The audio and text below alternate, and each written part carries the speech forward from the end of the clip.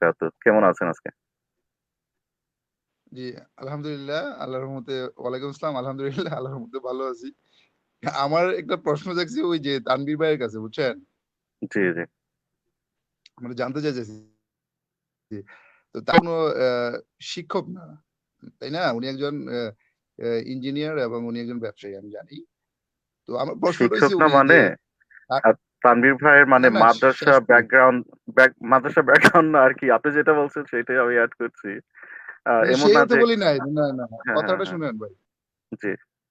সেই অর্থে বলি যেহেতু উনি আমি পেশাগত বুঝতে পারছি ভাই। বিশ্ববিদ্যালয় বা কলেজ শিক্ষক না। বাট আমার প্রশ্নটা হ্যাঁ, হচ্ছে যে উনি যে এত বইয়ের বিশাল ভান্ডার, কথা বুঝছেন? হাজার, হাজার বই উনার বাসায়, বেডরুমে। তো এই যে ধরেন হিন্দু ল, ইসলামিক ল, এক ল এর উপরে ৪-৫ টা করে বই আর বা বেশিও বই। কিছু, কিছু আছে ২০-২৫ টা খন্ড দেখলাম। হ্যাঁ? ওই যে আরবি ভাষার উপরেও বই যেটা বাংলাও না ইংলিশও না। বাংলা ইংলিশটা বুঝতে কিন্তু আরবিটাও উনি বলতেছিল কুয়েত থেকে এরকম কি একটা বই ২০-২৫ টা খন্ড। যে এই যে বইয়ের বিশাল ভান্ডার উনি তো আর ধরেন আমি যেটা জানি উনি কোন ইউনিভার্সিটির লেকচারার না। হ্যাঁ? বা কোন সরকারি কলেজের লেকচারার না। বাট উনি কেন এত হিন্দু ল, মুসলিম ল, এত বিদেশি ভাষার বই কালেকশন কইরা মানে এগুলো সব সংগ্রহ করতেছে শুধুই কি নিজে জানার জন্য? ব্যাপারটা কি? মানে এই রহস্যটা কি ভাই? তানভীর ভাই একটু উন্মোচন করেন। তানভীর ভাই, আপনার এত বই পড়ার যে আপনার প্রবণতা, এটার রহস্য কি ভাই এটার পেছনে? জাতি জানতে চায়। রহস্য, হ্যাঁ রহস্য যেটা হচ্ছে, আমি আসলে চাই যে মুসলিমরা এডুকেটেড হোক আর পড়ুক। আর এটা হচ্ছে বই পড়ার ইতিহাসটা, এটা হলো মুসলিমদের একটা পুরাতন ঐতিহ্য। আপনি যদি চিন্তা করেন, কর্ডোবা স্পেনের যে রাজধানী, যেটার নাম মুসলিমরা কর্ডোবা দিয়েছিল, সেই কর্ডোবাতে এক এক সময় যখন মানে ওই স্পেনের শাসনে, মুসলিম শাসনে, সেখানে ছিল 20,000 বইয়ের দোকান।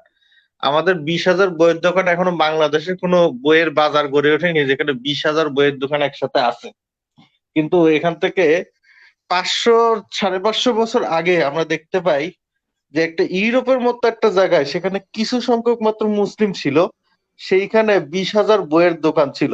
এবং তখন কিন্তু কোনো ছাপাখানা ছিল না, হাতে লিখে বইগুলো প্রকাশ করা হতো। হাতে লিখে সম্পূর্ণ বইটাই ছিল হাতে লিখে কপি করা। তো সেই সময় যেখানে মুসলিমরা 20,000 বইয়ের দোকান সেখানে তৈরি করতে পারছে, এবং সেখানে বলা হয়তো যে এটা হলো ইউরোপের বাতিঘর। আর খলিফা হারুনুর রশিদের সময় আমরা দেখতে পাই এত বেশি কাজ হয়েছে যে গ্রিক ভাষায়, অন্য ভাষায় যে বইগুলো আছে সেইগুলো পর্যন্ত সমস্ত বই কপি করে এনে এনে মুসলিমরা আরবিকে ফার্সিতে ট্রান্সলেট করা হচ্ছে। মানে এখন আমরা যেরকম সমস্ত বই ইংলিশে ট্রান্সলেট করি, এখান থেকে 1200 বছর আগে মুসলিমরা পৃথিবীর অন্যান্য বই অ্যারাবিকে ট্রান্সলেট করা, ফার্সিতে ট্রান্সলেট করা শুরু করছিল। এই যে একটা ঐতিহ্য থেকে আমরা কিভাবে নিজেকে হারাই ফেললাম। তো আমার ছোটবেলার থেকে একটা বদ অভ্যাস মনে করতে পারেন যে বই কোনো কিছু হাতের কাছে পাইলেই পড়ি। সেটা টেক্সট বুক হোক, আমার সিনিয়র ক্লাসের টেক্সট বুক হোক, অথবা যে ক্লাসের হোক। যেরকম হইতেছে যে আমার এই খালা হচ্ছে লয়ে পড়তো, এইটার জন্য আমি হচ্ছে ক্লাস 4-এ থাকতে আসলে এই লয়ের বই পড়ছিলাম, যে হিন্দু ফ্যামিলি ল, হিন্দু ল। তো ওখানে আমি দেখতেছে 8 প্রকার বিয়ে। তা আমি খালারে জিজ্ঞেস করলাম, খালামণি 8 প্রকার বিয়ে কেন? কয় এটা হিন্দু ফ্যামিলি ল এরকমই। মানে আমার খালা আমারে বসানোর জন্য কি করতো, যে বই সামনে পাইতো আমার সেই বই ধরাই দিত, যে ঠিক আছে তুমি এই বইটা পড়ো। কারণ জানে যে আমি ঠান্ডা করতে গেলে বা আমার সময় ক্ষেপণ করতে গেলে আমাকে কিছু বই দিতে হবে। তো আমার মামাও এরকম বই পড়া ছিল, নানাও বই পড়া ছিল। তো সেই ক্ষেত্রে আমার এই বদ অভ্যাসটা হয়ে গেছে, সামনে যা পাই সেটাই পড়ি। আর আমার উদ্দেশ্য মুসলিমরা পড়ে নিজেকে এডুকেটেড করুক, এই খগেনদের পাল্লায় যেন না পড়ে, যারা নিজের লাইফে শিক্ষাগত যোগ্যতাও বলতে পারে না। ইভেন আজ পর্যন্ত সে এতদিন ধরে লাইভ করতেছে, আজ পর্যন্ত একটা বই সে লাইভে হাতে নিয়ে দেখাইতে পারো না যে এই বইটা তার কাছে আছে। একটা বই কিন্তু আজ পর্যন্ত তারা দেখাইতে পারেনি। চ্যালেঞ্জ করলাম যে এতগুলা লাইভে তানভীর ভাই, একটা মাত্র বই দেখা। জি। তানভীর ভাই, একটা বই আছে, একটা বই কপি পেস্ট করে সে মার্কেটিং করছে, সেটা হচ্ছে ছোটদের জন্য খগেনবাদ। ভাই বইটাও তো তার নিজের না, বইটা হইতেছে ইংরেজি অনুবাদ থেকে অনুবাদ, অনুবাদ হ্যাঁ, থেকে অনুবাদ। Copy paste. আচ্ছা তানভীর ভাই, তাহলে আমরা জানতে পারলাম আসলে বই পড়ার কোনো বিকল্প নেই, বই পড়তে হবে, আর জানতে হলে পড়তে হবে। আজকে আপনি যে ইনফরমেশন গুলো দিতে পারলেন, আপনি পড়েছেন, আপনার কাছে বই আছে, যার কারণে আমরা সবাই জানতে পারলাম, এবং একজন সংশয়বাদী ভাই সেও শেষ পর্যন্ত আলহামদুলিল্লাহ সে সম্পূর্ণ ইনফরমেশন গুলো পেয়ে গেল। তো ভবিষ্যতে আরো পাবে ইনশাল্লাহ, আশা করি লাইভের মাধ্যমে। তো এখন আমরা একটু অন্যান্য ভাইদের মাঝে আসতে চাচ্ছিলাম। আমাদের এখানে এমডি ইসমাইল ভাই অনেকক্ষণ যাবত আছেন, সেই প্রথম থেকে দেখছি প্রায়। আসসালামু আলাইকুম রহমতুল্লাহ বরকাত। এমডি ইসমাইল ভাই,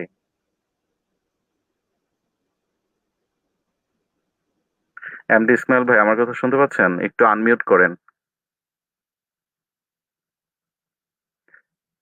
আচ্ছা, আমি শিওর না এমডি ইসমাইল ভাই আমার কথা শুনতে পাচ্ছেন কিনা। তার যদি আমার কথা নাও শুনে থাকেন, আপনার যদি মনে হয় আপনি কথা বলবেন, আপনি একটু নক দিন যে আপনি কিছু বলতে চান, তাহলে আমরা অ্যাটলিস্ট বুঝবো। তো ঠিক আছে, আমাদের এখানে আরেকজন মডারেটর ভাই আছেন। আজকের লাইভের বিষয়ে আমি একটু ভাইয়ের কাছে জানতে চাইবো, আমাদের মেহেদি ভাই। আসসালামু আলাইকুম রহমতুল্লাহ বারাকাত। মেহেদি ভাই। জি, ওয়ালাইকুম আসসালাম। জি ভাই, কাইসার ভাই ধন্যবাদ। তো আজকে আমি লাইভটা দেখতেছিলাম, এবং বিশেষ করে তানভীর ভাইকে অশেষ ধন্যবাদ। আহ, তো আজকে তানভীর ভাইয়ের প্রতি আমি আসলে অনেক সন্তুষ্ট। খুব স্পেসিফিক ভাবে বিভিন্ন রেফারেন্স এবং জহির ভাইকে বোঝানোর চেষ্টা করছেন, এবং জহির ভাই বুঝতে পারছেন। তো আসলে তানভীর ভাই যে বইগুলা দেখায়, আসলে সবাইকে এই বইগুলা পড়া উচিত। আর বিশেষ করে তানভীর ভাই আহ, এই যে যে বইগুলা দেখাচ্ছে বা রেফারেন্সগুলা দিতেছে, হয়তো বা নাস্তিকরা এগুলা মানবে না, আর তাদের মানারও দরকার নেই। কিন্তু এই লাইভ গুলা যখন মানুষ দেখবে, তখন অন্তত মানুষ বুঝতে পারবে যে এই যে নাস্তিকরা, ইসলাম বিদ্বেষীরা যেই প্রোপাগান্ডা গুলা চালাচ্ছে, যেমন জহির ভাই হয়তো বা তার আগের দৃষ্টিভঙ্গি ছিল তাদের যুক্তিগুলা সঠিক বা তারা সঠিক বলে, যখন সে আজকে রেফারেন্স গুলা দেখতে পেলো, এবং সেম হয়তো বা ভবিষ্যতেও এই এই ভিডিওটা অন্য কেউ দেখে বিষয়গুলো পরিষ্কার হবে, তখন কিন্তু তাদের সেই মুখোশ গুলো বের হয়ে যাবে। ঠিক আছে? তো তেমন আর কিছু বলার নাই। ধন্যবাদ তানভীর ভাই এবং কাইসার ভাই, আপনারা যারা লাইভটা করতেছেন নিয়মিত। এটাই।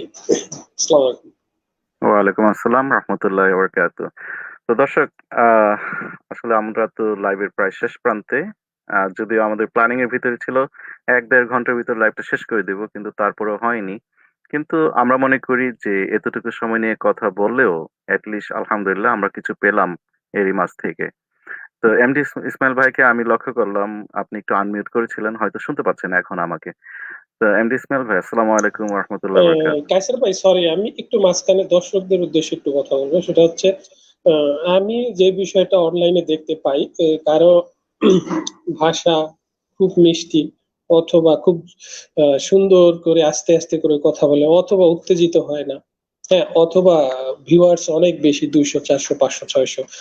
তো যারা দেখেন ভিডিওগুলা, তাদেরকে বলবো কার ভাষা কত মোলায়েম, কার লাইভের ভিউয়ার্স কত, এগুলোকে ফলো না করে রেফারেন্স গুলোকে ফলো করবেন, যে কোন রেফারেন্স দ্বারা কি বুঝাইতে চাইতেছে। ঠিক আছে? আপনি যদি রেফারেন্স কাটছাট করে ইচ্ছা করলে একই রেফারেন্স বিভিন্ন জায়গায় ইউজ করতে পারবেন। তো আপনাদেরকেও এই বিষয়গুলো মানে নিজেদেরকে বিবেক বিবেচনা এবং পড়াশোনা করে নিজেদেরকেও একটু রেফারেন্স গুলো নিতে হবে। হুট করে ভাববেন না অমুকের কথা ভালো, অমুকের কথা গুছিয়ে বলতে পারে, হ্যাঁ, বা অমুকের লাইভে ভিউয়ার্স অনেক বেশি, অথবা ভিডিওর নিচে দেখবেন যে 10,000 ভিউয়ার, এটার উপরে ভিত্তি করে যদি রেফারেন্স নেন, তাহলে আমার মনে হয় ভুল করবেন। তো আমার একটা অনুরোধ থাকবে যে আপনারা তথ্য রেফারেন্সের উপর ভিত্তি করে বিষয়টা নির্ধারণ করবেন। জি, ধন্যবাদ। জি জি, আমির ভাই, আপনি আসলে যথার্থই বলেছেন। রেফারেন্স, রেফারেন্স অ্যান্ড রেফারেন্স, এছাড়া আর কোনো উপায় নেই। রেফারেন্স চাইবেন আপনারা, সে যেই হোক না কেন, তার কাছে তার শুধু মিষ্টি ভাষা শুনবেন না, রেফারেন্সটা চাইবেন যে আমি রেফারেন্স গুলো চাই, এরকম বই খুলে খুলে রেফারেন্স দিবেন। তো আমি একটু মনিরুল তুহিন ভাইকে উদ্দেশ্য করে বলবো, আপনি কাইন্ডলি যদি আপনার ব্যস্ততা না থাকে একটু অ্যাড হবেন, যদিও শেষ পর্যায়ে আমরা। আর হ্যাঁ, ইউটিউব লিংক সেটা আমরা অলরেডি আরেকটা নতুন তৈরি করা হয়ে গেছে আমার, বর্তমানে আমাদের আমাদের কথারই এই নামেই, এবং সেটা 24 ঘন্টার জন্য একটু পেন্ডিং এ আছে ওইটাকে রেজিস্টার্ড করার জন্য। তো আমরা ইনশাআল্লাহ যখনই রেজিস্টার্ড হয়ে যাবে সেটা আমরা ইনশাআল্লাহ ওইখান থেকেও প্রচার করব পরবর্তীতে লাইভগুলো ইনশাআল্লাহ। তো আমি একটু এমডি ইসমাইল ভাইয়ের কথা শুনতে চাচ্ছিলাম। এমডি ইসমাইল ভাই, সালামু আলাইকুম। কেমন আছেন? ওয়ালাইকুম আসসালাম, আলহামদুলিল্লাহ ভালো আছি। আসসালামু আলাইকুম রহমতুল্লাহ। ওয়ালাইকুম আসসালাম ওয়া রাহমাতুল্লাহি ওয়া বারাকাতুহু। এমডি ইসমাইল ভাই, আমি আসলেই দুঃখিত আপনি অনেকক্ষণ যাবৎ ছিলেন। তবে আশা করি আপনি বুঝতে পেরেছেন যে আজকের লাইভের যে ফ্লো, ধারাবাহিকতা, যার কারণে আপনাকে হয়তোবা ওই সময়টাতে সুযোগ দিতে পারিনি। তো এখন আপনি যদি আজকের লাইভের বিষয়ে অথবা কোনো একটা বিষয় আপনি বলতে চান, প্লিজ। হ্যাঁ, ঠিক আছে, আমি আমার একটা বিষয় নিয়ে তাম্বির ভাইয়ের কাছ থেকে প্রশ্ন করব। আর দ্বিতীয়ত হচ্ছে গিয়ে, প্রথমে যেটা নিয়ে তাম্বির ভাইকে আমি ইন্টারাপ্ট করছিলাম ওটা হচ্ছে গিয়ে, আমি জহির ভাইয়ের একটা লাইভে যুক্ত হয়ে এই গত 3 দিন আগে এই লাইভে যুক্ত হয়ে এ, আমাদের এক ভাইয়ের কাছ থেকে বিভিন্ন বিষয় নিয়ে কিছু জানতে, মানে ওনার থেকে প্রশ্ন করছে যে আপনি আজ পূর্বে আপনার দাদার অস্তিত্ব দিতে পারবে কিনা 5 পুরুষের। উনি ওটা নিয়ে মেনে নেওয়ার পরে ওইখানে গিয়ে আবার এই বিষয় নিয়ে কথা বলছে, যার কারণে আমি ওগুলা তাম্বির ভাইকে একটু বলছিলাম। আর আজকে তাম্বির ভাইয়ের কাছে আমার একটা প্রশ্ন হচ্ছে গিয়ে, নিকা অর্থ কি? নিকা অর্থ কি সহবাস না বিয়ে সঙ্গী? হুম। নিকা অর্থ হইতেছে ইসলামে চুক্তি বুঝায়, ঠিক আছে? যেরকম হইতেছে হ্যাঁ, নিকায়ের বিভিন্ন আমি শেষ করি একটু ভাই। ইসলামিক পরিভাষায় নিকা অর্থ যৌন মিলন চুক্তিকেই বুঝায়। অর্থাৎ যৌন মিলন মানে নারী পুরুষের যৌন সহবাসের যে চুক্তিটা, এটাকেই বিবাহ ইসলামের পরিভাষায় এটাকে নিকা বলে। আরেকটা যেটা আচ্ছা, আমি হচ্ছে আপনি শেষ করার আগে আমি আমার প্রশ্নটা ক্লিয়ার শেষ করি, তারপরে আপনি আপনার মতন হ্যাঁ করে উত্তর বলেন, দিয়েন। ঠিক আছে বল। হ্যাঁ, মানে ইসলামের দৃষ্টিতে 14 শ্রেণীর নারী পুরুষ, পুরুষ নারী বিয়ে করতে পারবে না, হুম। ঠিক আছে? হ্যাঁ, মারাম, হ্যাঁ, হ্যাঁ, গায়ে মারাম মাহারম, দলিল। ঠিক আছে। হ্যাঁ, তো নিকাহ শব্দের অর্থ যদি হয় এ, সহবাস, তাহলে কি না ইসলাম না, কি অনুমতি সহবাস না, সহবাস না। যেটা হচ্ছে ইসলামিক পরিভাষায় সহবাসের জন্য যে চুক্তি সেটাকে নিকা বলে। আকদ, আকদ মানে হচ্ছে চুক্তি। আকদের বাংলায় হচ্ছে চুক্তি, আক। আমরা যে বলে আক, এটাই আক শব্দের অর্থটাই হচ্ছে চুক্তি। মনে করেন যে আপনি একটা ব্যবসায়িক চুক্তি করতেছেন, ওসিয়তনামা করতেছেন, এটাও কিন্তু চুক্তি, এটাও কিন্তু আক। কিন্তু এই আকটা কোন উদ্দেশ্যে, যেমন নিকাহ শব্দটা দ্বারা বুঝায় এটা সহবাসের উদ্দেশ্যে চুক্তিটা। ইসলামিক পরিভাষায় এই মানে বিবাহটাও একটা চুক্তি। নিকাহটা সব ধরনের চুক্তিটাই বোঝায়। যেরকম হতেছে আপনি যে একটা স্বাধীন নারীর সাথে মোহরানা দিয়ে যৌন মিলনের যে চুক্তিটা করতেছেন, যে সহবাসের চুক্তিটা করতেছেন, এটা হচ্ছে নিকাহের একটা উৎস। আবার হচ্ছে, যেহেতু হিন্দু খ্রিস্টান ধর্মের সিস্টেম আছে, মেয়েকে দাসী তানভীর বানায় তানভীর বিক্রি ভাই, করে। আমি তানভীর আমি ভাই, একটু আমি একজন মুসলিম, আমাকে অতভাবে বলতে হবে না, সমস্যা নাই। আমি আপনার কাছ থেকে সংক্ষেপে জানার কারণ হচ্ছে কি জানেন, মানে বলেন। নিকা শব্দের অর্থ যদি আপনি সহবাস করেন, তাহলে হুম। আপনি আমাকে অনুমতি দিতেছেন যে 14 শ্রেণীর নারী পুরুষ, পুরুষ নারী এরা ছাড়া আমি কারো কাছে সহবাস করতে পারবো। নিকা শব্দের অর্থ যদি সহবাস হয়, কারণ না না না আপনার, না, হ্যাঁ, এটা ওটার হচ্ছে, কারণে আমি শিওর। হ্যাঁ হ্যাঁ, মানে নিকাহ নিকা শব্দের শব্দের, অর্থ বিয়ে, ঠিক আছে, সঙ্গী, কিন্তু তার ভিতরে একটা অংশ হচ্ছে সহবাস। হ্যাঁ, যেমন নিকাহ যেমন না, শব্দের হ্যাঁ, অর্থটাই বলেন। হতেছে চুক্তি, চুক্তি। এই চুক্তিটা এমন যেটা হচ্ছে সহবাসের উদ্দেশ্যেই ব্যবহার হয়। মানে যে যে চুক্তিটা সহবাসের উদ্দেশ্যে, সেইটাকে ইসলামিক পরিভাষায় নিকাহ বলে। আচ্ছা, তানভীর চুক্তির ভাই, মধ্যে তো আরো অনেক কিছু আছে, তার তানভীর ভিতরে ভাই, একটা হচ্ছে সহবাস। ইসমাইল ভাই এবং তানভীর জি, ভাই, তানভীর ভাই, জি। আপনি যদি আমাকে অনুমতি দেন, যেটা গ্রুপে আপনি আমাদেরকে শিখিয়েছিলেন, আমি কি ওইটা একটু ইসমাইল ভাইকে বলবো? হ্যাঁ, আবার একটু ওনাকে বুঝাই বলেন তাহলে হবে। আচ্ছা আচ্ছা, ইসমাইল ভাই, যেহেতু আপনি মুসলিম, এই জন্য আপনার সাথে আমার কনভারসেশন একটু সহজ হবে। আবার জি, জি, আমাদের যে জি, ভিউয়ার্স আছে তারাও বুঝতে পারবে। জি। আচ্ছা, ধরেন যারা বিয়ে করে না, ওই যে আছে না কতগুলো হুম, মেয়েরা হুম, যারা হুম। যারা হ্যাঁ, ব্যবসা হ্যাঁ, করে, হ্যাঁ, নারী ব্যবসা, হুম। বুঝতে পারছেন তো? জি, জি, জি, জি।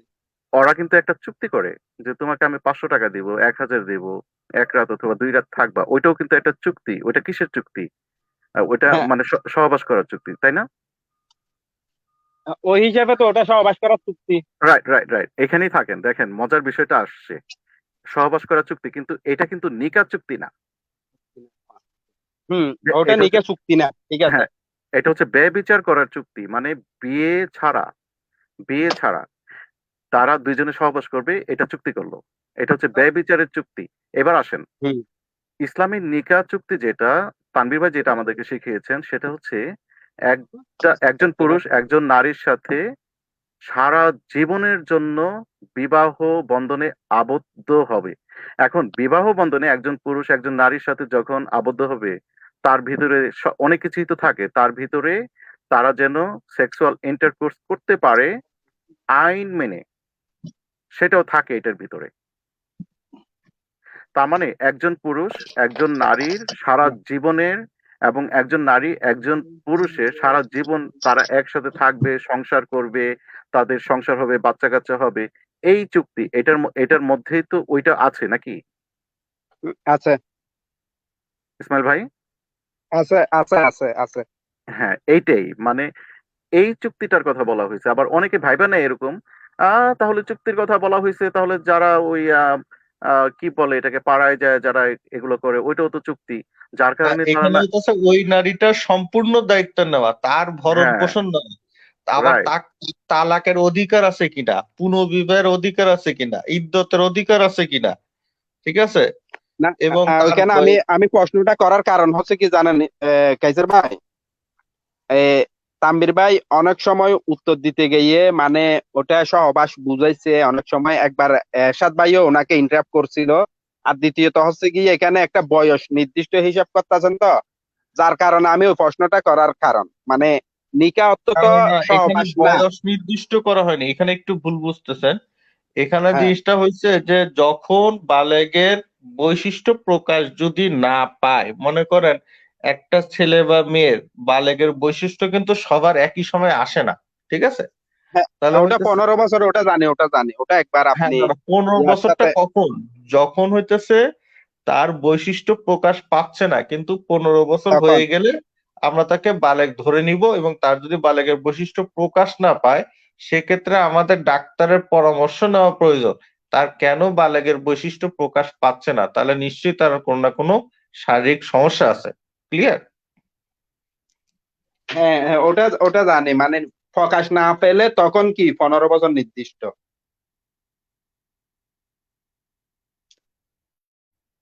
হ্যালো, বুঝা যাচ্ছে না? হ্যাঁ হ্যাঁ, বুঝতে পারছি, হ্যাঁ ঠিক আছে, আপনি ক্লিয়ার, বুঝতে পারছেন। আমি ওগুলা সম্বন্ধে জানি মানে এখানে আমি তর্ক করার জন্য ওই প্রশ্নটা করি নাই, মানে সংক্ষেপে মানে অনেক সময় আমি ভুল বুঝছি হয়তো বা আপনি ভুল বলছেন, যে কোনো একটা তো হয়েছে, তো যার কারণে আমি প্রশ্নটা করছি। এখন ইসমাইল ভাই, এখন তো আপনি যে অবশ্যই বুঝতে পেরেছেন যে এই যে নিকার যে চুক্তিটা, এই চুক্তিটা আর ওই খগেনরা যে চুক্তি করে, এই দুইটা চুক্তির ভিতরে যে আকাশ পাতাল পার্থক্য, এটা তো বুঝতে পেরেছেন অ্যাটলিস্ট নাকি? এদের চুক্তি তো হচ্ছে গিয়ে শুধু সহবাসের জন্য চুক্তি, এরা দায় মানে একটা মানুষের যে যতগুলা ভরণ পোষণের ইয়ে আছে ইসলামে, ওগুলার জন্য তো আর এরা ওই চুক্তি মানে না। না হ্যাঁ না, হ্যাঁ হ্যাঁ, রাইট। এইটাই খগেন মহিউদ্দিন বলেছিল তার লাইভে, যে তার বাবা তার মাকে শুধুমাত্র সহবাসের জন্য চুক্তি করেছিল। আর ইসলাম বলে যে না না না, তুমি সারা জীবনের দায় দায়িত্ব নিবা তুমি বিয়ে করে। শুধুমাত্র যদি সহবাসের চুক্তি করেন তাহলে এটা হারাম, কারণ তাহলে তো এটা মুতা হয়ে গেল। হ্যাঁ, রাইট। এখন বিয়ের চুক্তিতে তো এটা থাকবে, নিকার চুক্তিতে ওটা থাকছে, তো এখানে সমস্যা কি? আপনি যখনই নির্দিষ্ট করে ফেললেন সময়, এবং শুধুমাত্র সহবাস যখন নির্দিষ্ট করে ফেললেন, তার মানে আপনি ওইটা হারাম হয়ে গেছে, ওইটা মুতার মধ্যে চলে আর গেছে, ওইটা তার ভ্যালিড আরেকটা বিষয় বিয়ে কি হবে জানেন, না। গত পরশুদিন শাহ আলম নামে একটা ছেলে এখানে আসছিল। যতটুক জানে ততটুকু চেষ্টা করতে হতে পারে। এদের একটা আইডিতে জয়েন হয়েছিল। তো এখানে এই বিষয়ে এর দেখাচ্ছে যে মানে নিকা শব্দের অর্থ হচ্ছে সহবাস, বলতেছে নিকা শব্দের অর্থ সহবাস না, নিকা শব্দের অর্থ বিয়ে, সঙ্গী, এর ভিতরে বিভিন্ন দায়বদ্ধতা আছে, মানে বরণ ভূষণের অনেক নিয়ম কারণ আছে। একে বুঝাচ্ছে যে না দেখো কোরআনের আয়াত হাদিস, এভাবে এভাবে মানে বংশ বুঝাই দিতে আর কি। আচ্ছা ইসমাইল ভাই, আমি আরেকটা শেষ কথা বলি।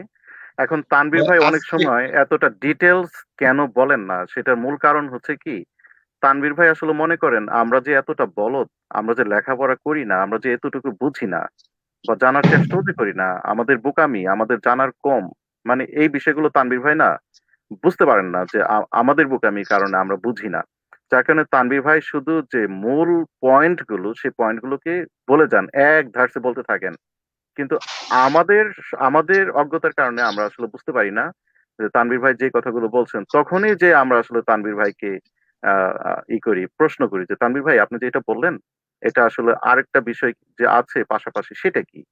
তখনই তানভীর ভাই ওই যে দেখেন, যখনই খগেন মহিউদ্দিন ওই বক্তব্য দিল তখন কিন্তু তানভীর ভাই কিন্তু সাথে সাথে ধরেছিলেন যে তাহলে তার যুক্তিতে, খগেন মহিউদ্দিনের যুক্তিতে তার মা ছিল একটা মানে পাড়ার একটা মহিলা, তার মানে সে অলরেডি, তানভীর ভাই আপনি ওইটা যদি আবার একটু বলতেন, তার তার যে হ্যাঁ, মানে দাবিটা। হইতেছে আসিফের দাবি অনুযায়ী, আসিফ যেটা বলছে পতিতা, তাহলে তো তার দাবি অনুযায়ী সবার আগে তার মাই পতিতা, আর তার ওই কানিজ হচ্ছে রক্ষিতা, যেহেতু কানিজের সাথে সে নিকাহ চুক্তি করে নাই। এমডি ইসমাইল ঠিক ভাই আছে। এবার বিষয়টা আপনি ক্লিয়ার হয়েছেন? হুম। না ওইগুলো আমি শিওর ক্লিয়ার, ওগুলা সম্বন্ধে আমার আচ্ছা, কোনো আরেকটা কিছু নাই। বিষয় যেটা দেখেন, কনফিউশনটা যেটা হওয়ার কারণ হইতেছে কি, হচ্ছে ওই যে বলছি না আপনাকে, হুম, হয়তো আমি বুঝার ভুল, নয়তো বা তানভীর ভাই বলার ভুল, যে কোনো একটা আচ্ছা আমি কারণে আমি আপনাকে প্রশ্নটা করছি। একটু বলি, যেটা হতেছে আমি আজকে যে ফিকার কিতাবটা দেখাইলাম, ফিকা বিশ্বকোষ 45 খণ্ডে, এখানে শুধু নিকাহ শব্দটার অর্থ ইসলামিক পরিভাষা অনুযায়ী কি, কারণ ইসলামের একটা পরিভাষা আছে, যেটার মধ্যে হচ্ছে কি, আপনার কোরআনে দেখবেন যে রিকাবুন শব্দের অর্থ অনুবাদে দেখালে হয়েছে দাস, ঠিক আছে, কিন্তু আবিধানিক ভাবে রিকাবুন শব্দের অর্থ হচ্ছে আর রিক্কু, আর রিক্কু মানে হইতেছে ঘাত। তা ইসলামিক পরিভাষায় যেহেতু কাউকে দাস দাসী বলা শিরক, এই জন্য কি করছে, কোরআনে আল্লাহ রূপক অর্থে রিকাবুন শব্দটা নিয়ে আসছে, যে এইটা হচ্ছে তার ঘাড়ের ওপর ঋণের বোঝা স্বরূপ, মানে তাকে যে টাকা দিয়ে মুসলিমরা কিনে আনতেছে, যেহেতু ইসলামে কেউ দাস হওয়ার অপশন নাই, তো এটা কি একটা রূপক ভাষা, রূপক শব্দ, কিন্তু আমরা অনুবাদে কিন্তু দাস লিখতেছি, আসলে কিন্তু রিকাবুন শব্দটা নিয়ে আলোচনা করলে একটা বই লেখা যাবে।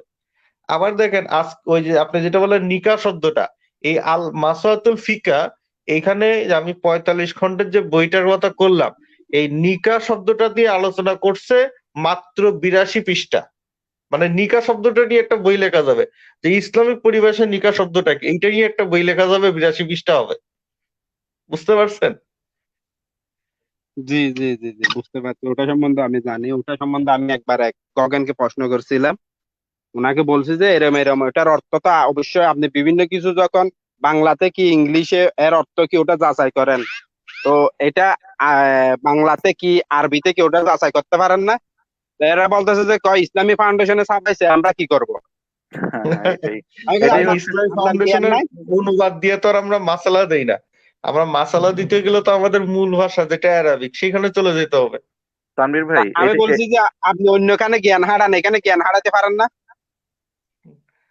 আচ্ছা ইসমাইল জি। ভাই, তানভীর ভাই, ওনাদের আসলে অনেক সীমাবদ্ধতা আছে, ওনারা এর বেশি দূর মানে যাওয়া পর্যন্ত ক্ষমতা নেই, একটা হার্ড কপি বই পর্যন্ত নেই তাদের কাছে। তো ঠিক আছে, ধন্যবাদ ইসমাইল ভাই আপনাকে, ইনশাল্লাহ আরেকদিন আসবেন, একটু বেশি সময় করে কথা হবে আপনার সাথে আশা করি। তো আমি একটু রিকোয়েস্ট করে এনেছিলাম আমাদের মনিরুল তুহিন ভাইকে। আসসালামু আলাইকুম ওয়া রাহমাতুল্লাহি ওয়া বারাকাতুহু। ওকে, আসসালামু আলাইকুম ওয়া রাহমাতুল্লাহি ওয়ালাইকুম ওয়া আসসালাম ওয়া রাহমাতুল্লাহি ওয়া বারাকাতুহু। কেমন আছেন ভাই, মনিরুল ভাই? ওয়ালাইকুম আসসালাম রহমতুল্লাহ বরকাত। জি ভাই, ভালো আছি আলহামদুলিল্লাহ। আসসালামু আলাইকুম রহমতুল্লাহ। ওয়ালাইকুম আসসালাম ওয়া রাহমাতুল্লাহ। তুহিন ভাই, জি ভাই। আজকের লাইভে আশা করি আপনি শুনেছেন, আমি শিওর না আপনি প্রথম থেকে শুনেছেন কিনা। না আজকের ভাই, লাইভে আছে, খুবই দুঃখিত যে আসলে আমি অন্য কাজে একটু ব্যস্ত ছিলাম, যার জন্য আসলে আজকে প্রোগ্রামটা শোনা হয় নাই। হ্যাঁ, তবে গতকালের প্রোগ্রামটা আমি ম্যাক্সিমামটাই শুনছিলাম, লাস্টের দিকে কিছুটা শুনি নাই, তবে ম্যাক্সিমামটা শুনছি। অসাধারণ গত দিনের প্রোগ্রামটা ছিল, এবং আমার খুব ভালো লাগছে। নিজের অনেক কিছু, নিজেও অনেকটা মানে ইমানের জোর যেটা বলা হয়, এটা মনে হলো যে আরেকটু বৃদ্ধি পেল গতকালকে প্রোগ্রামটা দেখে। জি জি হ্যাঁ, তো আজকেরটা শুনলে হয়তো আরো ভালো লাগতো। যাই হোক, আমি ইনশাল্লাহ এটা দেখে নিব। এই জন্য আমি ইউটিউব লিঙ্কটা চাইছিলাম, যে ইউটিউব লিঙ্কটা, জি ইনশাআল্লাহ। হ্যাঁ, এই জন্য। আর ভাই, আমি আরেকটা বিষয় নিয়ে একটু কথা বলতে চাচ্ছিলাম, যে আসলে যে বিষয়টা আমি যেভাবে দেখছি, যে প্রত্যেক যুগে নবী রসুলগণ যখন পৃথিবীতে আসছেন, তখন ওই যুগে যারা আহ নবীদের কাছে মানে মানুষজন যখন নবী হিসাবে দাবি করতেন, নবীরা যখন নবী বা রাসূল হিসেবে দাবি করতেন, তখন মানুষজন তাদের কাছে সবসময় কিন্তু অলৌকিক কিছু দেখতে চাইতো, যে তুমি যে নবী বা রাসূল হিসেবে দাবি করতেছো, তো তুমি অলৌকিক কিছু আমাদেরকে দেখাও। তো সবসময় কিন্তু নবী রাসূলগণ কিন্তু অলৌকিক ক্ষমতা দেখাই গেছেন। তো যার জন্য কি হয়েছে, যারা তাৎক্ষণিকভাবে তাদের অলৌকিক ক্ষমতা দেখছেন, দেখার পরে তারা বুঝতে পারছেন যে আসলে এটা শুধুমাত্র নবী রাসূলদের পক্ষেই করা সম্ভব, এটা সাধারণ মানুষের পক্ষে করা সম্ভব নয়। তখন তারা কি করছেন, সাথে সাথে কিন্তু মানে নবীদের উম্মত হয়ে গেছেন, নবীদের সাহাবী হয়ে গেছেন। তো আমার ক্ষেত্রে যে জিনিসটা, আমি যে জিনিসটা ফিল করতেছি, যে মহানবী সাল্লাল্লাহু আলাইহি ওয়াসাল্লাম তো আসলে খুব বেশি অলৌকিক ক্ষমতা দেখান নাই, খুব মুজিজা খুবই অল্প কিছুই দেখাইছেন। কিন্তু কোরআনকে বলা হয়েছে যে আসলে এটা হচ্ছে রাসূল সাল্লাল্লাহু আলাইহি ওয়াসাল্লামের জন্য সবচেয়ে বড় মুজিজা। তো সেই প্রেক্ষাপটে আমি আহ সবসময় জন্য চেষ্টা করতাম যে এই ধরনের কোরআনের যে মুজিজাতগুলো আছে এইগুলো খোঁজার জন্য চেষ্টা করতাম। তো কম বেশি টুকটাক এর আগেও দেখছি বা জানছি। তো সেগুলোর থেকেও আমার কাছে যেটা মনে হয়েছে, অনেক সময় হয় কি, যে একটা বিষয়ের উপরে কোরআনের যে কোনো একটা বিষয়ের উপরে যদি আপনি কোনো মুজিজা বা কোনো অলৌকিক কিছু বোঝাইতে চান, বা কোনো সায়েন্টিফিক ফ্যাক্ট বোঝাইতে চান, বা পূর্ববর্তী ভবিষ্যৎবাণী ঘটনা বোঝাইতে চান, সেক্ষেত্রে কিন্তু অনেক বেশি তথ্য দেয়া লাগে, বা অনেক বেশি রেফারেন্স খুঁজে বের করা লাগে, এবং অনেক সময় অর্থগত সমস্যার কারণে অনেকে এটাকে মেনে নিতে চায় সহজে, অনেকে মেনে নিতে চায় না। সেক্ষেত্রে একটা প্রবলেম দেখা দেয়। তো আমি যতটুকু আহ, মন- মানে বুঝতে পারছি যে আসলে এটা যদি কোনো একটা শর্টকাটে কোনো একটা সিস্টেমে যদি আনা যেত, তাহলে হয়তো অনেক সহজ হয়ে যেত। তো যেহেতু এরকম শর্টকাট পদ্ধতি এখন পর্যন্ত সেভাবে আমি খুঁজে পাইনি, তবে আমি শুধুমাত্র সূরা ফাতিহা নিয়ে, যে অলৌকিকের যে ঘটনাটা আছে সূরা ফাতিহা নিয়ে, এটা দেখে আমার কাছে কিন্তু আসলে মানে খুব বেশি ভালো লাগছে। যদিও তানভীর ভাইয়ের সাথে আমি একদিন জাস্ট একটু হিংস দিছিলাম, সেটা হচ্ছে আপনার সংখ্যাগত, মানে কোরআনের প্রত্যেকটা অক্ষরের যে মান আছে, এই মানের অক্ষরের সংখ্যাগত মান, শব্দগত মান, এইগুলা নিয়ে একটা ইয়ে আছে আপনার। 19-এর একটা মিরাকল আছে শুধুমাত্র সূরা ফাতিহা, পুরো কোরআন শরীফ না, জি, শুধুমাত্র সূরা তুহিন ভাই, ফাতিহা নিয়ে। জি, তো এই এটার বিষয়টা উপরে নিয়ে আমি এখানে আমি আলোচনা করব না, এই বিষয়টা নিয়ে। এই বিষয়টা জি, নিয়ে আমি ইন্ডিভিজুয়ালি আপনাদের সাথে একটু এই বিষয়টা নিয়ে একটু আলোচনা করব, বাট এখন না, জি, বা আজকে ইনশাআল্লাহ। অন্য যে কোনো দিন করতে পারি।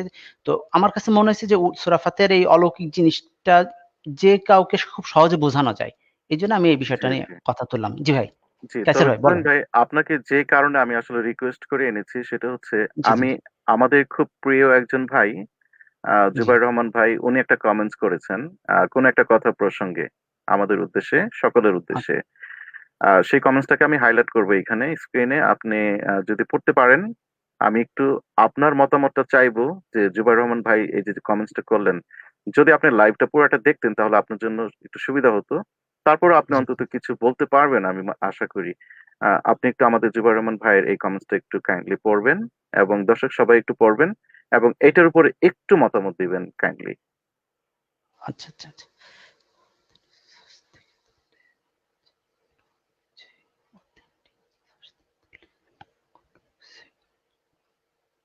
অথেন্টিক সোর্স থেকে দলিল ছাড়া কোনো কিছু গ্রহণযোগ্য নয়। নয়। জাজাকাল্লাহ অবশ্যই খায়রান, জুবাইর খুবই ভাই রহমান, আপনাকে না না, অনেক অনেক অবশ্যই দোয়া। অবশ্যই জি, এটার অবশ্যই। উপরে যদি একটু আলোকপাত করতেন। এটা আসলে তো আসলে অথেন্টিক সোর্স, মানে আসলে তো আমাদের খোঁজা উচিত তো এটাই, যে আসলে আমি যে তথ্যগুলো পেলাম, বা আমি আমি যেটা বিশ্বাস করি, মানে খুব সিম্পল ভাবে আমি যদি বলি, যে আমি যখন বাজারে মাত্র 200 টাকার মাছ কিনতে যাই বা 100 টাকার মাছ কিনতে যাই, তখন আমি মাছটা টিপে দেখি যে মাছটা ভালো কিনা, বা মাছটা পচে গেছে কিনা, বা বিক্রেতা যে তাকে আমি জিজ্ঞাসা করি বারবার, এবং সে যদি রিলায়েবল পার্সন হয় তাহলে সেক্ষেত্রে আমি জিজ্ঞাসা করি না, কারণ তার প্রতি যেহেতু বিশ্বাস আস্থা আছে, সেক্ষেত্রে আমি হয়তো জিজ্ঞাসা করি না। কিন্তু অপরিচিত কোনো মাছ বিক্রেতার থেকে মাছ নিতে গেলে আমি কিন্তু চেষ্টা করি সেটা চেক করে নেয়ার। তা আমাদেরও উচিত যে কোরআন হাদিসের বিষয়ে, বা যে কেউ, শুধু কোরআন হাদিসের বিষয় না, এই যে নাস্তিকতার যে ব্যাপক প্রচার প্রসার, ব্যাপক বলবো না আসলে, আমার হয়তো বলাটা ভুল হচ্ছে, ব্যাপক না, হয়তো সীমিত আকারে হচ্ছে বাংলাদেশে। তো এটার ক্ষেত্রে অনেকে তাদের কথা মতো ভুল তথ্য, মিথ্যা তথ্যর প্রেক্ষাপটে অনেকে সেটার দিকে ঝুঁকে পড়ার চেষ্টা করতেছে। তো এটা আসলে ঠিক না। আপনার মানে আমাদের প্রত্যেকের উচিত যে আসলে সোর্স গুলো, তথ্যগুলো চাওয়া, আহ, যে যেভাবে দাবি করুক না কেন সে বিষয়ে তার কাছে তথ্য চাওয়া, ভাই আপনি এই দাবি করলেন তো প্রমাণ দেন। অনেক ক্ষেত্রে আমার নিজের কাছে মনে হয়েছে যে তথ্য প্রমাণ দেওয়া হয় সামনে সামনের বা পেছনের অংশ বাদ দিয়ে বা কোনো একটা নির্দিষ্ট অংশকে তুলে ধরে তাদেরকে প্রমাণ দেওয়া হয়। ব্যাকগ্রাউন্ডটাকে ব্যাখ্যা করা হয় না। তো এটা যখন করে তখন সামান্য তথ্য দেখে অনেকে ওটাকে বিশ্বাস করে নেয় বা ওটাকে মনে করে যে এটাই বোধহয় অথেন্টিক সোর্স, এবং সেটা নিয়ে পরবর্তীতে সে নিজের পথভ্রষ্ট হয়ে যায়। তো প্রত্যেকের উচিত আসলে অথেন্টিক সোর্স গুলা খোঁজার জন্য আসলে নিজে যদি না পারেন তাহলে সহযোগিতা নেন, যারা জানে তাদের সাথে আলোচনা করেন। সেটা আলেম হতে পারে বা আমাদের অন্যান্য ইউটিউবে অনেক তথ্য পাওয়া যেতে পারে। এবং বিখ্যাত যারা বক্তা আছে বর্তমানে, যেমন ডাক্তার জাকির নায়েক আছেন, তারপর হচ্ছে আপনার নোমান আলী খান আছেন, তারা এই বিষয়ে কোনো তথ্য দিলেন কিনা, এগুলো আসলে আমাদের চেক করে নেওয়া উচিত। জি ভাই, কাইসার ভাই। ধন্যবাদ তুহিন ভাই। আসলে যেটা আমি আপনি অনেককেই বলেছেন, অনেক সুন্দর কথা বলেছেন। আহ, আহ, কিন্তু আমি আসলে একটু যেভাবে জানতে চাচ্ছিলাম সেটা হচ্ছে আমাদের সৃষ্টিকর্তা আল্লাহ তাআলা কোরআনে আমাদেরকে কিভাবে ইনস্ট্রাকশন দিয়েছেন, তোমরা অন্ধভাবে না বুঝে কোনো কিছু গ্রহণ করো না, তোমরা জেনে এক্স্যাক্টলি। শুনে বিচার বিশ্লেষণ করে বুঝে তারপরে। এই যে অন্ধত্বের বিষয়টা, যে অন্ধভাবে কোনো কিছু মেনে নেওয়া, আল্লাহ এটা আমাদেরকে অনুমোদন দেননি। তাহলে জি আমাদেরকে জি, বুঝে শুনে নিতে হবে। এখন অবশ্যই কোনো অবশ্যই। একজন ব্যক্তি, কোনো একজন ব্যক্তি হঠাৎ করে বলল মাথায় টুপি আছে, গায়ে জুব্বা আছে, সবই আছে, বলল হুম, যে হ্যাঁ আমি এটা যতটুকু জানি হাদিসে আছে, আপনারা 3 মাস বয়সের বাচ্চাকে বিয়ে করতে পারবেন, এবং সে যদি নিতে পারে হুম, তাহলে তার সাথে আপনি সেক্সুয়াল ইন্টারকোর্সে যেতে পারবেন। তার জি কথা তো জি। সে বলে দিল, তার মাথায় টুপি আছে, হুম, তার দাড়ি আছে, জুব্বা আছে, সবই হুম, আছে, হুম, হুম, তারটা সে বলে দিল, তার বক্তব্য এটা। এখন বুঝতে পারছি। আজকের লাইভের যে বিষয়বস্তুটা, যদিও উন্মুক্ত আলোচনা পর্ব ছিল, তারপরে যে বিষয়বস্তু থেকে আমরা যা পেলাম, আমরা যে রেফারেন্স গুলো এখানে পেলাম, আমাদের কি উচিত যে সেই ব্যক্তি, একজন ব্যক্তি, তাকে দেখে, তার চেহারা দেখে, তার মিষ্টি কথা শুনে তারটা মেনে নিব, কিন্তু আমি রেফারেন্স খুঁজবো না? আমাদের কি ওইটা করা উচিত নাকি এটা করা উচিত? মোটেই না, মোটেই না। কারোর মিষ্টি কথা শুনে তো আসলে বা কারো কেউ সুন্দরভাবে উপস্থাপন করতে পারে, এটা তো আসলে কোনো রেফারেন্স হতে পারে না, দলিল হতে পারে না। অবশ্যই আমাদের নিজেদের জাজ করা উচিত এবং খোঁজার চেষ্টা করা উচিত। অশেষ ভাই, ধন্যবাদ তুহিন যেটা ভাই হলো আপনাকে। মানে কাইসার জি, ভাই, মনে তানভীর হয় ভাই বলেন। নিজের, হ্যাঁ, যেটা হচ্ছে নিজের সমালোচনা নিজেই করা উচিত। আসলে ওই যে মানে আপনারাও কিন্তু আমাদের বিরক্ত হন, মানে এখানে যারা আছেন, আপনি, ইরশাদ ভাই, মেহেদী ভাই, সবাই কিন্তু বিরক্ত হন যে আমি এত বই দেখান কেন, বই দেখানোর কি দরকার, মুখ দিয়ে বললেই তো হয়ে যায়। ঠিক আছে, জিনিসটা আসলে অনেকে বিরক্তি ভাবে নেয়, বা অনেকে দেখা যায় লাইভ ছেড়ে চলে যায়, এই তানভীর বই খোলা শুরু করছে। আর অনেকে তো এমন আজে বাজে কমেন্ট করে যে এই বইয়ের ব্যবসা শুরু করে দিছে, বই বিক্রি ব্যবসার দোকান নিয়ে বসছে, দোকানে বসে লাইভ করতেছে, এইগুলো কথাও কিন্তু শোনা লাগে। মানে আজকেও কিন্তু এরকম কমেন্টের লোক কমেন্ট করছে যে আপনি কি দোকানে আছেন কিনা।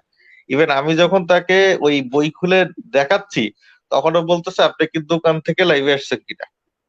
তারপর তো বিশ্বাস করতেছে না বেডরুমে যে বসে এত বই লাইভ লিখতে পারে। করতেছি। তানভীর ভাই, আমি একটু হ্যাঁ, বলি, মানে যেমন ডাক্তার জাকির নায়েকের বক্তব্যের ক্ষেত্রে ওনাকে একটা প্রশ্ন করলে উনি সাধারণত মিনিমাম 3 থেকে 5 মিনিট সময় নেন, মিনিমাম। ঠিক হুম, আছে, এর থেকে আরো অনেক বড় সময় নেন, কখনো 25 মিনিটও নিছেন এক প্রশ্নের উত্তর দিতে যাই। এখন ডাক্তার জাকির নায়েক যেমন রেফারেন্স গুলো মুখস্থ বলতে পারে, এখন তানভীর ভাই বা এরকম লোক আসলে পাওয়া যায় না। তানভীর ভাই এখন বাধ্য হয়ে, তানভীর ভাই যেটা করতেছেন এটা মনে হয় যে ঠিক আছে ভাই, আপনি যেভাবে তথ্যগুলো বই খুলে খুলে বের করে দেখাচ্ছেন, পৃষ্ঠা নাম্বার দেখাচ্ছেন, আমার কাছে মনে হয় যে ইটস ওকে, এটা ঠিক আছে, এটা প্রয়োজন আছে ভাই। এটা না হলে জিনিসটা হচ্ছে কি, আমি কিন্তু আগে ওই মুখস্থই বলতাম, ঠিক আছে, বই জি জি খুলে দেখাইতাম না আমি। বই আমার কাছে কিন্তু আরো আগে থেকেই আছে, কিন্তু আমি প্রথম 1.5-2 বছর আমি কখনো বই খুলে দেখাইনি কাউরে। মানে আমার কাছে যে বই আছে এটাই কাউরে দেখাইনি।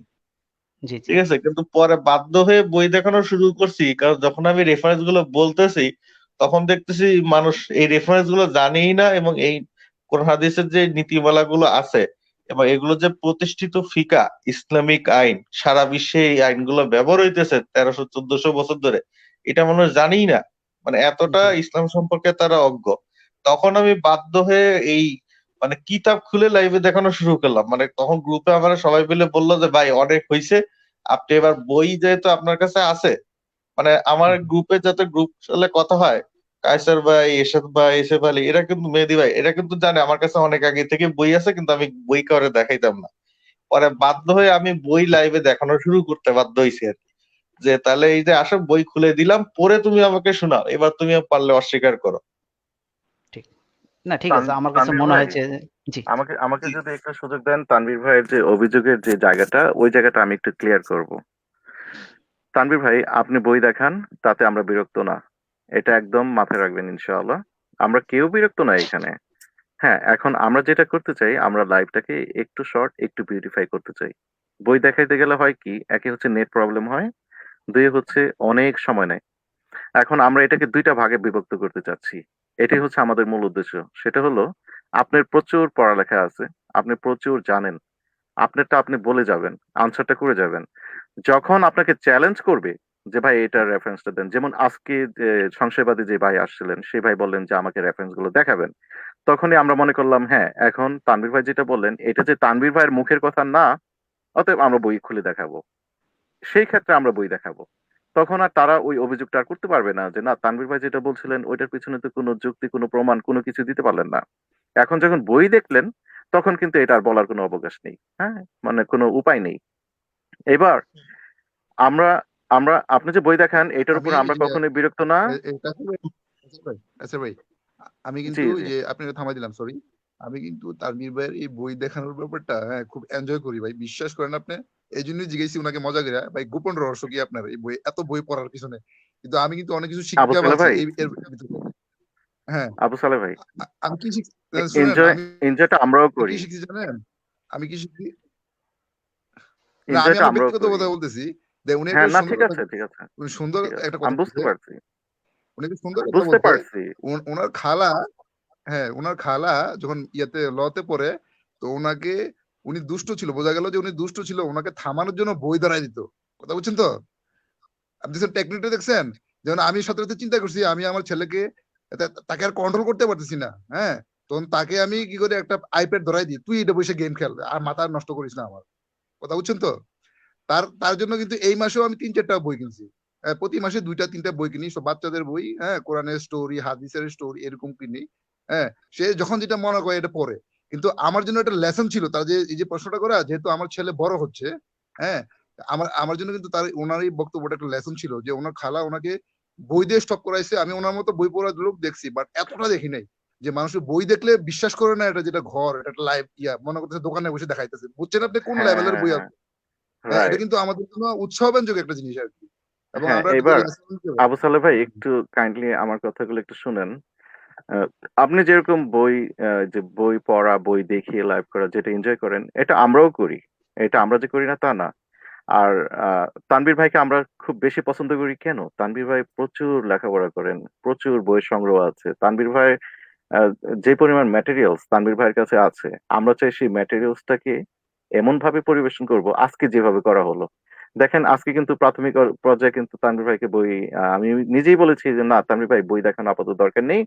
আপনি আপনার শুধু বক্তব্যটা দেন। যদি কেউ রেফারেন্স চায়, সাথে সাথে বই খুলে কত নাম্বার পেজে কোন হাদিস, হাদিসের নাম্বার কত, কার হাদিস, অথবা কোরআনের কোন আয়াত, এগুলো পরে এক এক করে দেখালে, তাহলে আমাদের লাইভের তো একটা মানে সময়সীমা আছে। এত লং টাইম, যেমন আজকে 1.5 ঘন্টার লাইভ, এখন 3 ঘন্টা 39 মিনিট 50 সেকেন্ড চলছে আর কি। ৪ ঘন্টা হয়ে তো যেতেছে। হ্যাঁ, প্রায় হ্যাঁ, 4 ঘন্টার কাছাকাছি চলে যাচ্ছে। তা আমরা আসলে চাই না লাইভটাকে এত বড় করা। অনেকের কাছে বড় লাইভ দেখতে একটু বিরক্তিকর হয়ে যায়। যার কারণে আমরা হুম। তানভীর ভাইকে অনেকভাবে চেষ্টা করেছি, কিন্তু তানভীর ভাই, আজকে যেটা হলো, আজকে যেভাবে হলো, আমি মনে করি তানভীর ভাই, এটা গ্রহণযোগ্যতা অবশ্যই আছে। তানভীর ভাই কি মনে করেন? এভাবে হলে সুন্দর হবে না? হ্যাঁ, ওভাবে হলে সুন্দর হয়। প্রথমে আমরা মাসলাটা বলে নিলাম, এবার মাসলাটা যখন বলবে যে এই মাসলাটার হাদিস গুলা কই, কোরআন হাদিসের রেফারেন্স গুলো কই, তখন কোরআন হাদিসের রেফারেন্স গুলো এবং ফিকা কিতাবের রেফারেন্স গুলো এবং রাষ্ট্রীয় আইন এটা স্বীকৃত আছে কিনা, এই জিনিসগুলো দেখাই দিই, তখন তার কোনো কনফিউশন থাকে না। কারণ আমি একেবারে রাষ্ট্রীয় আইন পর্যন্ত, যে এটা ল, ইভেন বাংলাদেশে যদি কেউ খেয়ালগুলো প্রয়োগ করতে না দেয়, পিতার বিরুদ্ধে কিন্তু মামলা করতে পারবে সন্তান, ঠিক আছে, তার মেয়ে। তাহলে দেখেন কতটা রেস্ট্রিক্টেড ভাবে ইসলাম রাখছে। তার মানে ইসলামে বাল্য বিবাহটা কিন্তু খুবই রেস্ট্রিক্টেড একটা বিষয়। যে পিতাও যে বিয়ে দিতেছে, তারপরেও আবার অপশন রাখছে যে সে বিয়ে বাতিলের জন্য কাজীর কাছে বিচার দিতে পারবে। এইটা পৃথিবীর কোনো আইনে দেখাইতে পারবে না, যে মেয়ের এখতিয়ার ছাড়া বিয়ে দেওয়াই আসলে অসম্ভব ইসলামে।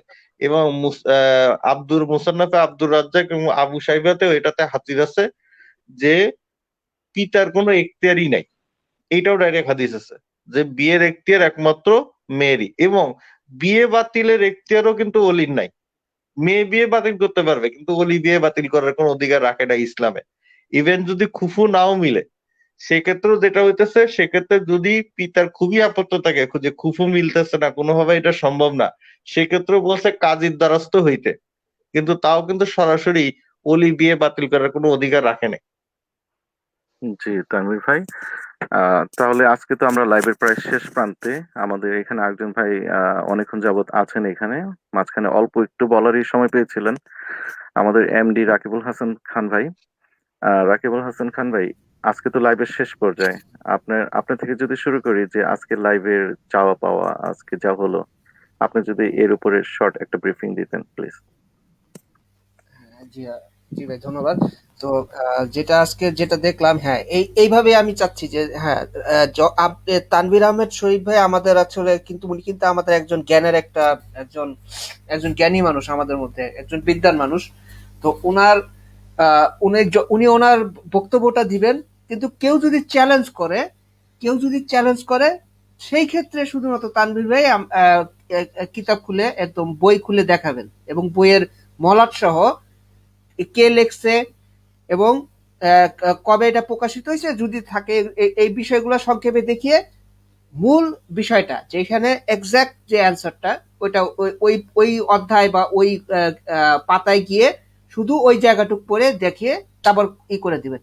এবং চ্যালেঞ্জ তাহলে কিন্তু হয়ে গেল, যেটা হচ্ছে রিফিউট হয়ে গেল, কিন্তু তাদের যে চ্যালেঞ্জ করলো তার বিষয়টা কিন্তু আর টিকলো না, সে কিন্তু একেবারে পেয়ে গেল, তার অ্যান্সার পেলো। এবং কারো যদি উদ্দেশ্য খারাপ থাকে, চ্যালেঞ্জ কারা করে আসলে?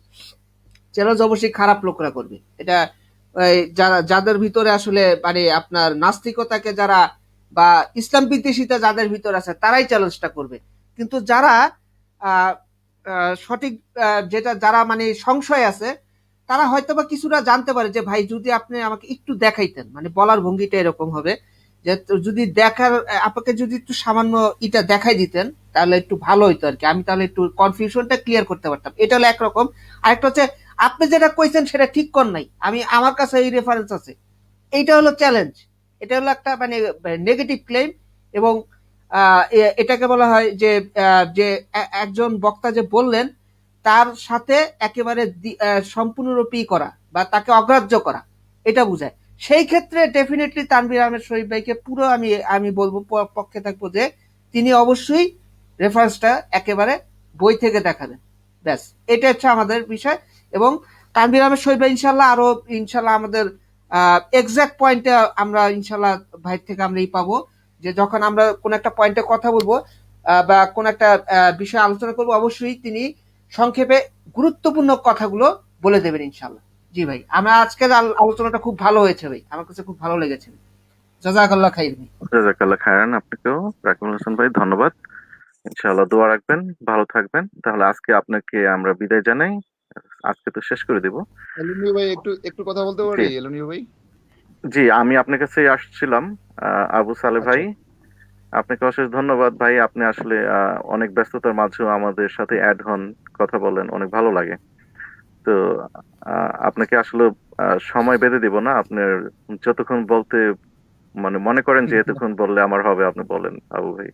না, আমি আমি কালকের একটু ব্যাপার একটু মনে পড়ছে, এই জন্য আপনার সাথে ফ্লোর চাইছি। এটা হচ্ছে যে ওই যে কালকে যে লস্ট ফেথ আসছিল, তো এর আগে আমি মানে গতকালকে তাকে যে প্রশ্নটা করছিলাম যে আপনি তো বলতেছিলেন যে আপনি হাদিস আপনার কাছে ভুল মনে হয়েছে, এই জন্য আপনি হাদিস ছেড়ে দিয়ে আপনারা শুধু কোরআনকে বিশ্বাস করছেন। হ্যাঁ, হাদিস বলতে কিছু নাই, সবই কোরআন। তো সে বলতেছিল গতকালকে সে বলতেছিল যে আসলে হাদিস যে পড়ি নাই তা না, আমি ধরেন ইউসুফ জুলেখা পড়ছি। হ্যাঁ, তো পরে দেখি কোরআন নাই। তখন বিশ্বাস, তার কথা অনুযায়ী এইরকম কিছু গল্প শুই না সে ইসলাম থেকে বেরিয়ে গেছে। হ্যাঁ, বেরিয়ে সে শুধু কোরআন বিশ্বাস করে। হ্যাঁ, দেখেন এই লোকটা বা তার মতো কিন্তু অনেক এরকম আছে। মানে একটা জিনিস মানে রিয়েল কিনা, যে ইউসুফ জুলেখার ব্যাপারটা আসলেই এটা হাদিসে আছে কিনা, সে কিচ্ছা কাহিনী শুনে ইসলাম থেকে বেরিয়ে গেছে। হ্যাঁ, রাস্তাঘাটে যে বাসে, ট্রেনে যে মানুষ যে সমস্ত কিচ্ছা কাহিনী কয়, গ্রামে গঞ্জে যে দাদিরা নাতিরা বলে, হ্যাঁ, কিচ্ছা কাহিনী যে ধর্মে আমাদের সাথে সাংঘর্ষিক পুরো এই ধর্ম নাই এটা। এই সমস্ত কিচ্ছা কাহিনী শুনেই ওনারা খগেন হয়ে গেছে। হ্যাঁ? তো এরকম মানে অথেন্টিক সোর্স ছাড়া ওই যে মানে আ এক এত ধর্মের মতো এত বড় একটা গুরুত্বপূর্ণ বিষয়, হ্যাঁ? উনারা রাস্তাঘাটের কিচ্ছা কাহিনী শুনে ধর্ম ধর্মচ্যুত হয়ে যায়। লস্ট ফেইথ হয়ে যায়। আবু হ্যাঁ? ভাই, বিষয়টা কি হুম। এরকম যে বেশি বেশি নামাজ পড়ো, বেশি বেশি নামাজ পড়ো, তাহলে লাইলি মজনুর বিয়া খাইতে পারবা তোমরা ইয়েতে, জান্নাতে লাইলি মজনুর বিয়া খাইতে পারবা। বিষয়টা কি এরকম? হুম, এইরকম উনাদের কাছে তো না, ও এরকমও বলে অনেকে। হ্যাঁ, উনাদের কাছে তো এরকমই মনে হচ্ছে ধর্মটা আসলে কি উনাদের কাছে? হ্যাঁ, আসলে কি হইছে কি আ লেখাপড়া করতে হবে আরকি। নিজেকে এই যুগে উনারা তো সবই বুঝে। অনলাইন চালাইতে পারে, হ্যাঁ? জুমে চলে যায়, এই গ্রুপে চলে যায়, ওই গ্রুপে চলে যায়, হ্যাঁ? কিন্তু যদি পকেটের পয়সাও খরচ করতে না চায় না, আমি বই কিনা পকেটের পয়সা খরচ করতে চাই না, আমি ফ্রি তাও কিন্তু ব্যবস্থা আছে, হ্যাঁ? শত, শত পিডিএফ ফাইল আপনার ইয়েতে বই, বাংলা বই, ইংরেজি যে যেটা বুঝে বাংলা বই, ইংরেজি বই, আরবি বই। হ্যাঁ, আমরা বাঙালি বাংলা বুঝি। বাংলা বই তো শত হাজার, হাজার অথেন্টিক বই আছে। হ্যাঁ? তো ওইখানে উনারা লাইলি মজনু খুঁজলেই তো পারে বা যাদের কিচ্ছা কাহিনী আসলে এটা রিয়াল কিনা, হ্যাঁ? তারপরে আমি ধর্মচ্যুত হই। হ্যাঁ? তো এরকম কিন্তু আমি শুধু ওই লস্ট ফেইথ না, এরকম বহু লোকরে পাইছি। মানে প্রচলিত কথা শুনেই, "ধুর এটা কি ধর্ম হইলো? এটা বলে এই হইছে।" হ্যাঁ? এটা কোন ইসলাম হইলে ইসলাম ধর্ম তো এটা আছে। হ্যাঁ? এরকম বহু উদাহরণ কিন্তু আমি শুনছি। যা মানে প্রচলিত কথা শুনেই ওরা ধর্মচ্যুত হইয়া অলরেডি খগেন হইয়া ইসলামের বিরুদ্ধে বক্তৃতা দেওয়া শুরু করে দিছে। হ্যাঁ, এই ঠিকই আরকি। বলেছেন আবু সালেহ ভাই। জাযাকাল্লাহ খাইরান আপনাকে। অশেষ ধন্যবাদ। তো ইনশাআল্লাহ আগামী কালকে যদি আল্লাহ আবার আমাদেরকে সময় সুযোগ করে দেন, ইনশাআল্লাহ আবার কন্টিনিউয়াস লাইভ করার চেষ্টা করব। হ্যাঁ সালে তো ভাই, কালকের লাইভটা পরে দেখবেন, কারণ হচ্ছে পরে যেটা হচ্ছে সেকেন্ড পার্টে যে আমি কিন্তু তাকে দিয়ে স্বীকার করিয়েছি যে জীবন বিধান অবশ্যই লাগবে এবং সেই জিনিসটা মেনে নিছে। হুম। তাহলে বললাম যে হ্যাঁ, হ্যাঁ। আমরা তাহলে কিন্তু সেকেন্ড স্টেপে চলে আসি, এরপর আমরা থার্ড স্টেজে যাবো, যে তাহলে এবার জীবন বিধান কোনটা হইতে পারে। হুম, হুম। তানভীর ভাই, ওদের জীবন বিধান না থাকলে তো আর ওই যে পায়খানা করেছে মানে পানিও দেয় না, পানিও ব্যবহার করে না। অনেকে দেখছি মোজা দিয়ে মুছা ফেলায় খগেনরা। ওদের জীবন বিধান দিয়ে তো ভাই মানুষকে অসুস্থ করে ফেলবে, নিজেরও অসুস্থ হবে, আরেকজনকে অসুস্থ করবে। এবং তো সেটা যাই হোক, কিন্তু বিদেশে অলরেডি মানুষের ওই মানে ওই যৌনাঙ্গে এবং বায়ুপথে কিন্তু এই যে বিভিন্ন রোগ হুম, সংক্রমণ এবং ব্যাকটেরিয়া সংক্রমণ, এটা কিন্তু ওদের কমন বৈশিষ্ট্য, যেটা আ- মুসলিমদের মধ্যে নাই। আর বললেন না, যেই মোজা দিয়ে মুছা ফেলে ওই মোজা আবার পাই দিয়ে আবার অফিসে যায়। আচ্ছা, যাই হোক দর্শক, আমরা একদম শেষ প্রান্তে লাইভের। তো আমি একটু আসবো আমাদের তুহিন ভাইয়ের কাছে। তুহিন ভাই, আজকে লাইভের তো শেষ প্রান্তে এসে আপনি যদি একটু বক্তব্য দিতেন। ভাই লাইভটা যেহেতু প্রথম থেকে দেখি নাই, আহ, এই জন্য আসলে নতুন এই আজকে লাইভ নিয়ে আসলে তেমন কিছু বলতে পারবো না। উম, এটাই আর কি। আহ, তো আগামীকাল ইনশাল্লাহ লাইভ আবার দেখার চেষ্টা করব, তখন হয়তো আহ, মন্তব্য কিছু দিতে পারবো। এটা আর হুম, কি। জি তুহিন ভাই, ধন্যবাদ। জাজাকাল্লাহ জি ভাই, খাইরান। জি জি। তবে একটু একটু আমি কথা বলতে চাচ্ছি তানভীর ভাইয়ের বিষয়ে। তানভীর জি। ভাই, এরকম কিছু করা যায় কিনা যে কোনো একটা, যে প্রশ্নগুলো নাস্তিকরা যে প্রশ্নগুলো করে, এই প্রশ্নগুলোর আলোকে আপনি নিজে ব্যক্তিগতভাবে কিছু ভিডিও তৈরি করলেন, তৈরি করে এগুলো ইউটিউবে আলাদা করে রাখলেন। প্রশ্ন হ্যাঁ থাকবে, এই প্রশ্নের ইনশাল্লাহ উত্তরটা কি, করবো। মানে জি, জি। এটা করার পরে পরবর্তীতে যখন আমরা এই ধরনের প্রোগ্রাম করব, যখন কেউ রেফারেন্স চাইবে আপনি বক্তব্যটা দিয়ে দেবেন শর্টকাটে। দেওয়ার পরে সে যদি বিস্তারিত জানতে চায়, তখন লিঙ্কটা জাস্ট পেস্ট করে দেবেন যে এই লিঙ্কে গেলেই আপনি এই ভিডিওটার বিস্তারিত জানতে পারবেন, এই প্রশ্নের উত্তরটা বিস্তারিত জানতে পারবেন। এটা করা যায় কিনা? জি, হ্যাঁ ইনশাল্লাহ চেষ্টা করবো আর কি। আরো দেখা যায় কি একই প্রশ্নের উত্তর বারবারই দিতে হয়, তারপর হ্যাঁ, চেষ্টা ঠিক করি ঠিক যতটা কমে দেওয়া যায়। ঠিক, এটা আর কি। ধন্যবাদ ভাই তুহিন ভাই আপনাকে। আপনি ইনশাল্লাহ চেষ্টা করবেন আগামীকালকে যেন একটু দ্রুত অ্যাড হওয়া যায়। ইনশাআল্লাহ, ইনশাআল্লাহ। জি ভাই, দোয়া আচ্ছা, করবেন। তানভীর ভাই, এখন আপনি আর আমরা দুইজন মডারেটর ছাড়া আর কেউ নেই। আমি আলী ভাইয়ের কাছে সবার শেষে আসবো ইনশাআল্লাহ আজকে। তানভীর ভাই, আপনাকে অশেষ ধন্যবাদ। আপনার জন্য অনেক অনেক দোয়া রইলো। আপনি আসলে আজকে যেভাবে লাইভটাকে আপনি করলেন আমাদের সাথে, আমি আসলে এরকম কিছুই আশা করি। এইভাবেই যেন আমরা লাইভে কোনো একটা বিষয় নিয়ে সুন্দরভাবে স্টেপ বাই স্টেপ এইভাবে আলোচনা করতে পারি, তাতে সবাই ইনশাল্লাহ উপকৃত হবে। তো আজকের লাইভের অনুভূতিটা বলেই যদি আপনি ইনশাল্লাহ শেষ করতে পারতেন।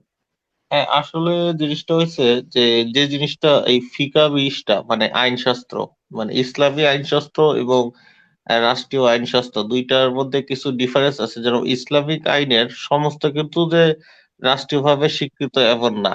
ঠিক আছে, আবার যেটা হয় কি যে রাষ্ট্রীয়ভাবে যে আইনগুলো আছে সেইগুলো আমাদের যে দৈনন্দিন জীবনে সবই আছে তাও না।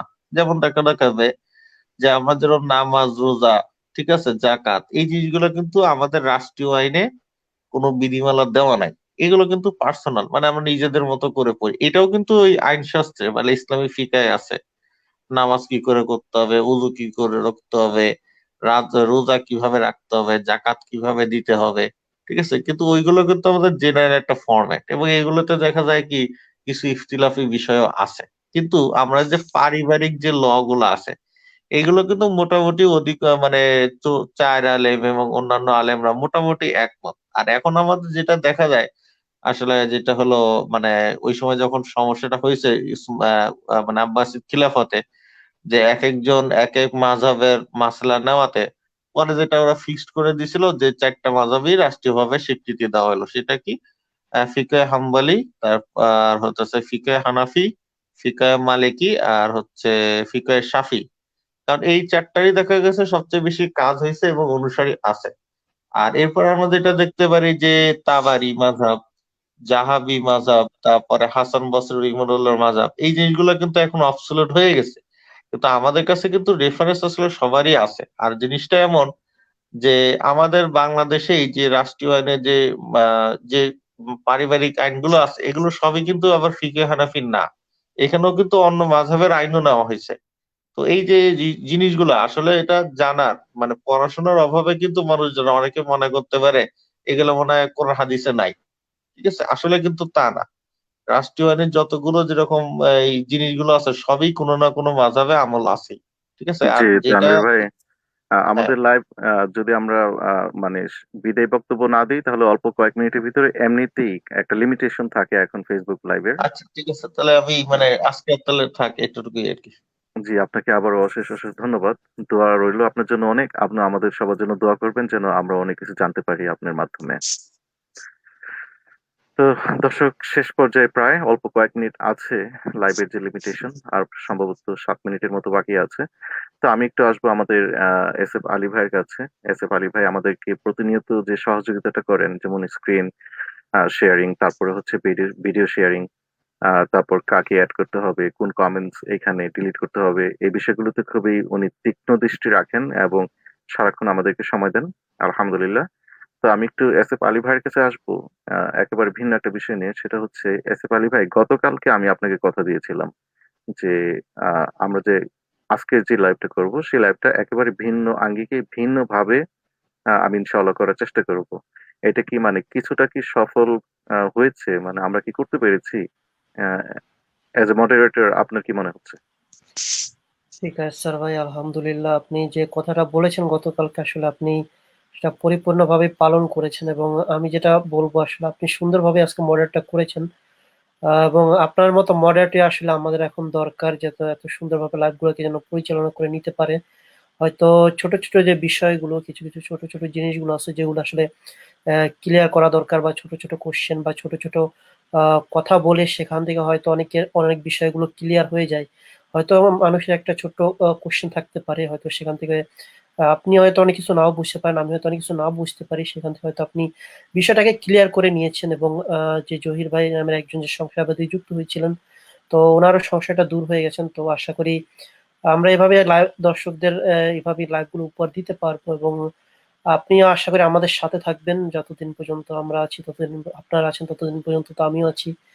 তো আসলে এভাবে আমাদের লাইভ গুলো করা উচিত আমি যেটা মনে করি। তো আমাদের তানভীর ভাই এবং আপনি যেভাবে আসলে বিষয়টাকে উপস্থাপন করলেন, একটা প্রশ্নের প্রশ্নের জবাবটা এবং তার সংশয়টা যেভাবে দূর করলেন, তো আমি মনে করি যে এভাবেই দূর করা উচিত। তো এইজন্য আপনাদের দুজনকেও আমি অনেক অনেক ধন্যবাদ জানাচ্ছি আপনাদের এই চমৎকার উপস্থাপনার জন্য। অশেষ ধন্যবাদ আলী ভাই আপনাকে। আসলে কারো সংশয় দূর দূর করার একমাত্র মালিক হচ্ছেন আল্লাহ তাআলা।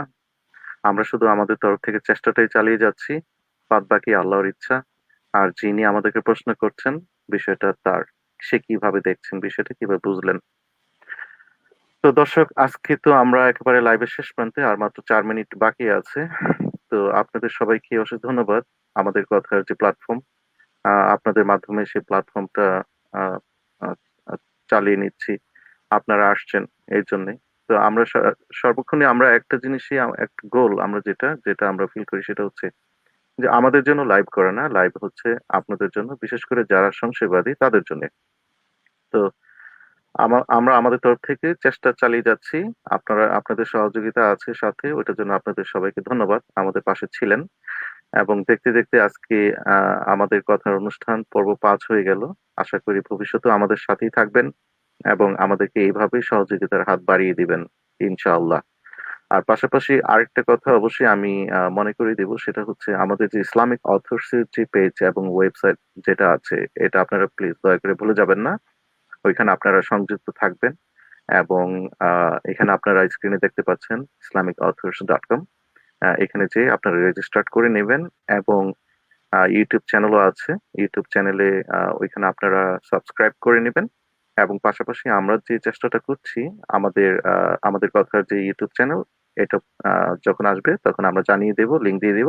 আপনারা ইনশাআল্লাহ সাবস্ক্রাইব করে নেবেন। আর পাশাপাশি যারা আমাদেরকে একটু হেল্প করতে চান, ভিডিও এডিট করা, কাট করা, কোনো পোস্ট করা, আপনারা ওয়েলকাম। আমাদের কোনো অনুমতির প্রয়োজন নেই, আপনারা ইনশাআল্লাহ সেটাও করে নিতে পারেন। তো আমি আর সময় বেশি নিব না, আমাদের সময় এমনিতেও শেষ। আপনারা সবাই সবার জন্য দোয়া করবেন, আমাদের জন্য দোয়া করবেন, যেন আমরা আরো সুন্দর সুন্দর লাইভ প্রোগ্রাম নিয়ে আপনাদের সামনে হাজির হতে পারি অদূর ভবিষ্যতে।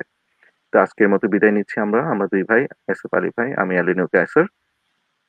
আসসালামু আলাইকুম ওয়া রাহমাতুল্লাহি ওয়া বারাকাতুহু। ওয়ালাইকুম আসসালাম ওয়া রাহমাতুল্লাহি ওয়া বারাকাতুহু। আসসালামু আলাইকুম ওয়া রাহমাতুল্লাহি ওয়া বারাকাতুহু। ওয়া আলাইকুম আসসালাম ওয়া রাহমাতুল্লাহি ওয়া বারাকাতুহু।